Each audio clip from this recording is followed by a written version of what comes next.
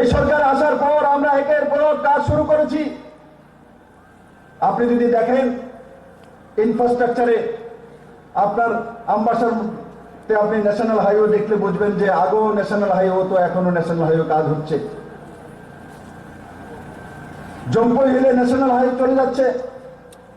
আগে 1200 কোটি টাকার ন্যাশনাল হাইওয়ের কাজ হাইয়েস্ট হয়েছিল এক যুগে, এখন 7,000 কোটি টাকার কাজ চলছে, আরো 6,000 কোটি টাকার কাজ পাইপলাইনে রয়েছে, মানে প্রায় 11 থেকে 12,000 কোটি টাকার ইনফ্রাস্ট্রাকচারের কাজ চলছে, স্মার্ট সিটির কাজ চলছে।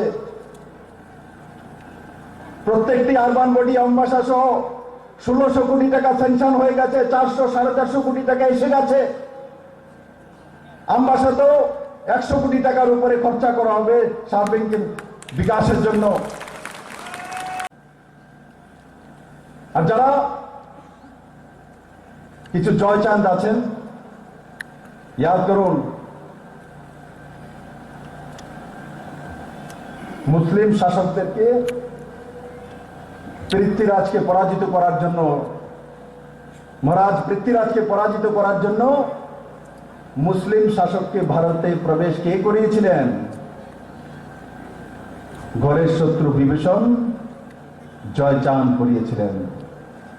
ত্রিপুরার মানুষ সেই জয়চাঁদদেরকে চিনে রাখুন। এই জয়চাঁদদেরকে এবার নির্বাচনে মানুষ উচিত শিক্ষা দেবে। এই জয়চাঁদের কারণেই কমিউনিস্ট 25 বছর ক্ষমতাসীন ছিল। আজকে না হলে আমাদের মতো ছোট ছোট কার্যকর্তার সামনে কিভাবে ত্রিপুরার মানুষ বিশ্বাস করে সত্তা দিয়ে দিল? কারণ কি?